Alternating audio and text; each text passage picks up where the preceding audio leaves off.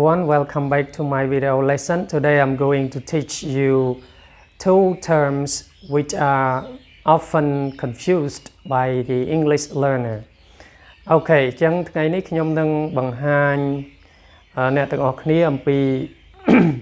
ពាក្យចំនួន2ដែលជារឿយៗអ្នកសិក្សាភាសាអង់គ្លេសគិតថាវាដូចគ្នា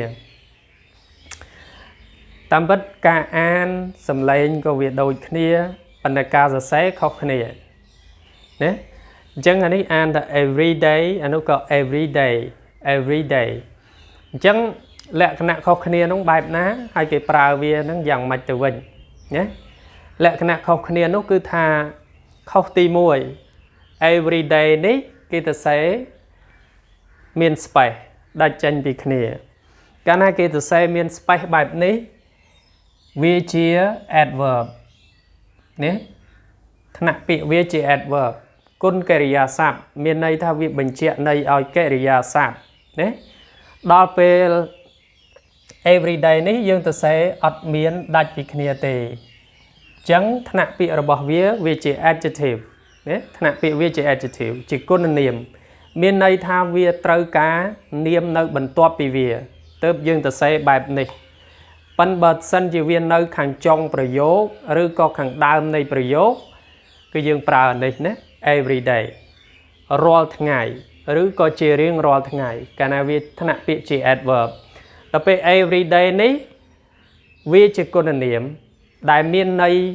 ចំនួន2ន័យទី1មានន័យថាប្រចាំថ្ងៃ daily ណា daily ន័យទី2មានន័យថាសាមញ្ញធម្មតាមិនលយឆាយណាចឹងពាក្យ everyday មានន័យ2ណាកាលណា everyday ទៅសេជាប់គ្នាមានអត្ថន័យថាប្រចាំថ្ងៃឬក៏សាមញ្ញធម្មតាមិនលយឆាយណាឧទាហរណ៍ថា I usually wear everyday clothes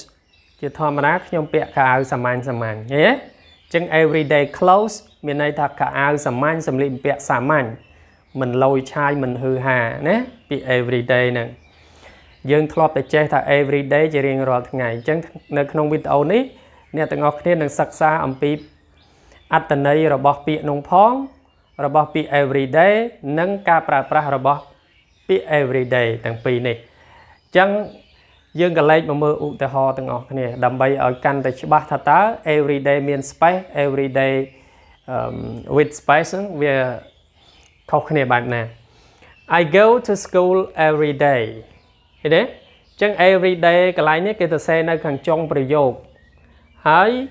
អត្ថន័យរបស់វាមានន័យថាជារៀងរាល់ថ្ងៃឬក៏រាល់ថ្ងៃ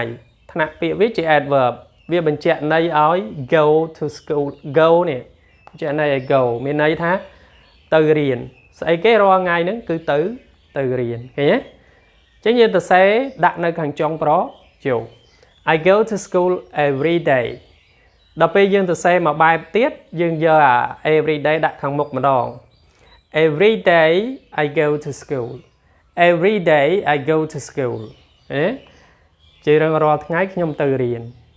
ឃើញអត់អញ្ចឹងទៅសេនៅតែមាន space ដដែលឃើញបន្ទាប់ពីវាមាន noun ណាទេអត់មាន noun ណានៅបន្ទាប់ពីវាទេអញ្ចឹងគេអត់ទៅសេជាប់គ្នាទេបើយើងទៅសេជាប់គ្នាអត់ត្រូវទេតិចទៅច្រឡំទៅសេ I go to school every day ទៅសេជាប់គ្នាខុសបណ្ដោយគឺកាលណាទៅសេជាប់គ្នាថ្នាក់ពាក្យវាជា adjective ទេអញ្ចឹងវាបញ្ជាក់ន័យឲ្យស្អី adjective noun បើអត់មាន noun ហ្នឹងបញ្ជាក់ន័យឲ្យស្អីកើតអត់កើតទេអញ្ចឹងលក្ខណៈដែលយើងត្រូវចំណាំភាពខុសគ្នារវាង everyday និង everyday មួយទៀត Do you learn English every day តើអ្នករៀនអង់គ្លេសរាល់ថ្ងៃទេស្អីគេរាល់ថ្ងៃរៀនមិនអង់គ្លេសរាល់ថ្ងៃទេបើយើងទៅសេចេះវិញ Do you learn everyday English everyday English អង់គ្លេសប្រចាំថ្ងៃមានន័យថាគឺមានស្អីមួយពាក្យ clear អីចឹងទៅប្រចាំថ្ងៃជាភាសាអង់គ្លេសនឹងឲ្យយើងរៀនកាលណាយើងទៅសេ everyday ដាក់មុខអង់គ្លេសនេះវាคล้ายទៅជា ខ្លាយទៅជា adjective វិញណា everyday ហ្នឹងប៉ុន្តែយើងទៅសេអត់មាន space ទេតើនេះអញ្ចឹងយើងអាចនិយាយថា do you learn English every day តើអ្នករៀនអង់គ្លេសរាល់ថ្ងៃទេឬក៏ every day do you learn English okay យើងមើលនេះម្ដង I study everyday conversation ខ្ញុំរៀនសន្ទនាប្រចាំថ្ងៃហេសន្ទនាប្រចាំថ្ងៃមិនមែនរៀនរាល់ថ្ងៃទេឃើញទេសន្ទនាប្រចាំថ្ងៃចា everyday ហ្នឹងវាជា adjective បញ្ជាក់ន័យឲ្យ conversation នេះឃើញអត់បើសិនជាយើងដូរនិយាយវិញ I study conversation every day អានោះវាคล้ายទៅជា adverb វិញហើយទៅសេដាច់ចេញពីគ្នាណាហើយបើ adverb មានទីតាំងពីរនៅខាងដើមប្រយោគឬក៏ខាងចុងប្រយោគ Okay next one everyday phrases are really important to better your speaking clear ប្រចាំថ្ងៃពិតជាសំខាន់ណាស់ដើម្បីឲ្យការនិយាយរបស់អ្នករីកចម្រើនbetter កន្លែងប្រើជា verb មិនមែនប្រើជា adjective to better your speaking យើងអាចប្រើ better ជា verb បានណា to better your speaking you must practice speaking every day okay